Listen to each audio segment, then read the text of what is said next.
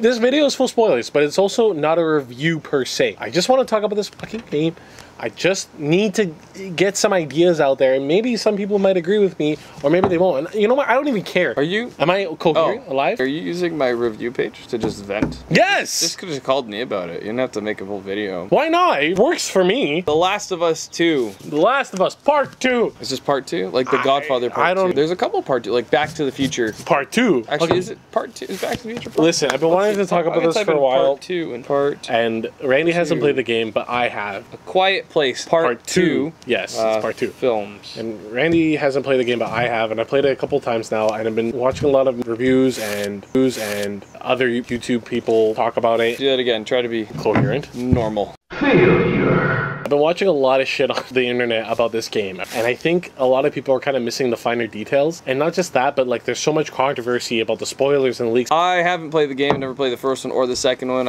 You've seen the first game. I caught up on the controversy, everything going on. No, I'm not even, this isn't my style of game. Stelios is primarily reviewing it, so controversy. A little bit before the game came out, like a month or so, the leaks come out, everyone loses their goddamn minds. Like they're like, oh my god! And everyone kind of judged the full package from that point on. What was the leak? What was the developer? Like I said, full. I don't know. I don't care. I don't think that matters. I think it's just it kind of. You don't know. You know. You played the game. I don't. Was it accurate? No, the leaks are a part of the game. It's true. They never denied that. The leaks were honestly from the first couple hours and then later on. I feel like a lot of people misunderstand. Firstly, the point of this game. Secondly, over the last 5 years or so, I'm playing a lot of games I don't necessarily find fun. And I feel like this is a big problem. So let's try to cut to the chase on this. I'm gonna have to cut this video up a lot. The game is more about forgiveness than revenge. And if you know anything about it, it's like this revenge tale and the cycles of hatred and everything. Yeah, like I get it. But I feel like the ending of the game kind of was the point that they were trying to make. And I feel like everyone that keeps talking about the revenge and how Ellie is unlikable and Ellie's the character you play as opposed to Joel, who's also not a good person. That's the spoiler. Joel dies. Joel dies into the beginning of the game, and yeah, okay, it's a little contrived and so forth, but at the same point, like, who cares? I don't want to play as a 52-year-old guy who can't really keep up. No, you want to play as basically me if I was a chick. Sure, yeah, whatever. I mean, yeah, you do. There's a character that's buff. I don't think there's been a character this big since Chris Redfield in Resident Evil 5. You want to punch a boulder? Yeah. Now we have. Chris has met his match. There is so much hate. And I feel like that's kind of the point too, because I feel like it's also about forgiveness. And I feel like the majority of the game is about this whole cycle of how do you forgive anything? Like if you really think about Who's she trying to forgive? That's the thing. So you're playing this game and you see your father figure die at the beginning. And then you find out that how angry she's been at him this entire time. The last conversation they had before he ends up dying is her coming up to him and being like, you did some terrible things, but I want to try and forgive you. And that point to me is what everyone does not really. Who is forgiving who? Ellie's forgiving Joel. Okay. Ellie forgives Joel for killing all the fireflies who were trying to make a cure, even though a cure wouldn't work for a fungal infection. Whatever. That part doesn't matter. It's a game. Just get over that. You have never had a fungal infection, my friend. Is there? Can you have a vaccine for cordyceps? Fungus? No, you need a fungicide. Anyway, don't worry about it. She doesn't even get the chance to forgive him, and I feel like that's the point. I feel like listen, and this is gonna sound really fucking stupid, but Ellie's not mad at Abby for killing Joel. Ellie's mad at Ellie because she can't move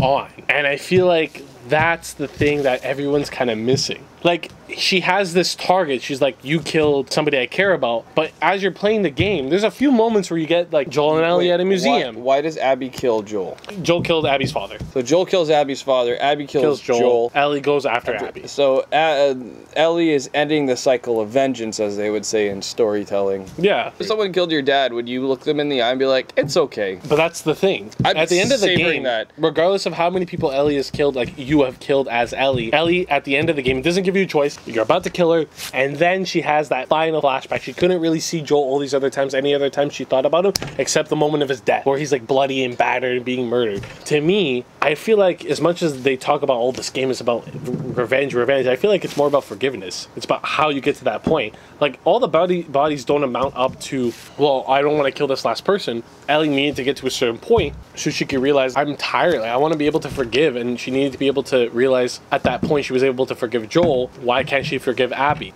So, Mortal Kombat recently released an animated movie that chronicles the story of the first Mortal Kombat, but follows Scorpion to some extent, where he seeks revenge on the Lin Kuei who killed his family. It's fantastic, because he kills everyone. He doesn't come to his like senses and say, you know what, shouldn't do that. No. But he was manipulated by Quan Chi. He still kills everyone. Yeah, he does. It's so good. He dies. That's why he becomes... He dies again. You haven't seen the movie, have you? The How many times in any of the Mortal Kombat games does Scorpion actually die? Like, only the first time. No, he dies in number 2. No, he's a revenant. He doesn't die again. Point is, you can see why I play Mortal Kombat. A lot more satisfying, except when you're on the last boss. Anyway, don't worry about it. Neither here nor there. In the reviews I saw, I don't think anyone jumped on the social justice bandwagon or anti-social justice bandwagon. I think everyone was just disappointed from what I read and what I saw. The people that bombed it, the review bombed on Metacritic, they were just bombing it for stupid reasons. Well, the videos I watched from the reviewers that I liked, they were saying the issue was primarily that they didn't feel the ending was justified. I don't think it was either. Of such a pivotal character from the first one. The justice wasn't there for it, but they could have written it better. It's all in the writing. The people are saying you could have had the same ending, but at least have fleshed out certain things a little more. People to be like, you know what, that ending makes sense. I'm down with that. I heard this, and I can agree with it to a certain degree, is that they could have made everything before Joel's death part 2. Yes, that's what I heard. And then do Joel's death in a part 3, right? And just separate the stories a little bit. That's sort of what they could have cut it, and I do agree that they could have done it. Also, I don't care that they did it this way. However, you know what I was gonna say? The sheer fact they did it this way. Look how popular this thing is. I mean, people want to see what happened. If anything, it's a great marketing ploy. Kill your main character. Never been done before in history. Game of Thrones, Superman, anything really. Transformers, Optimus Prime, comic book heroes that die and come back to life, and yet nobody really cares. Superman was really like one of the first. Yeah, he was the first. The death of Superman. He came back, and I don't think Joel isn't coming back. Joel's not coming back. Just wrapping this up. Is it better than the first game? Yes, but not for the reasons you think. What are the reasons? What do I think? Are you psychic? There's more things to Are you psychic? It's better than the first game because it gives you... Oh, better. I think it's better. I think there is the level of game here and the amount of... I've heard say the only thing I'm sad is that they didn't include the multiplayer, which was a really good aspect of the first game. But this game is 10 hours longer, theoretically. Yeah, 10 hours of being alone, which works because you're in isolation. Yeah, you guys are home. What do you have better to do? Like me, talk about video games and go to work. Better than the first one? What are the reasons? 3 points why it's better. 3. It gives me more time with its characters. More time. A lot more time. It gives me a deeper look into the world. And the gameplay is not broken. They didn't try to fix it. And I do like exploring that. That doesn't make it does, because I wanted to play more of that kind of game. That doesn't make it better than the first. That makes it the same as the first. Well, it is the same. That's a logic statement. If I were to break this down to mathematics, 1 is 1 is 1. A is A is A. Those are... Gameplay is gameplay. It means they're the same. That doesn't make it... But I didn't want it to be that different. Like what were they going to do differently? There's only a couple of things they could have done. Only a couple of things. I don't know, maybe vehicles? I don't know, are there vehicles in the game? Yeah, you don't drive, you drive horse. You drive horse. Horsepower, baby. Red Dead Redemption, that's where we're going with that one. We're going to be giving away a copy of The Last of Us 2. Since Stelios liked it so much, I think most places that aren't reviewing it well aren't giving them away because they don't want you to have them. But he wants you to have a similar experience. I want somebody to try it. I really want you guys to try this game. I think he just wants a friend outside of me. I'm kidding. You have lots of friends. You're enough. You're so thoughtful. You're enough. I get this. I don't ever play. If someone beat you to death, I would go after them, kill everyone they know, and then forgive them at the end. And so much I care about you. I would hope you forgive them. Yeah, we're doing a giveaway. The way the giveaway is going to work is... like the video, share the video, and... you got to pay shipping on that. Could be anywhere in the world. Okay, I'll pay it. What if you have to pay like $70 in shipping to give this game away? I'll pay the shipping. I don't think you should give the game away. I think you should sell it. No. Honestly, until... I can't sell it. It's the same money. How much did you pay for it? $60. That's all I'm going to get. I'm not going to get any more. Then sell it for $60. Just do the giveaway. Honestly. I'm telling you. Honestly. You haven't opened it, right? No. The 200th comment will get a copy of Last of Us 2. So that means I got to go through and count 200 comments. You brave soul. Yeah, but that means we got to get a lot of comments. They actually have to be proper comments, not like... real counts, no bots. Well, I mean, if it's a bot, you're going to send it to a bot, so it wouldn't even work. Yeah, they wouldn't. It has to be the real person, so...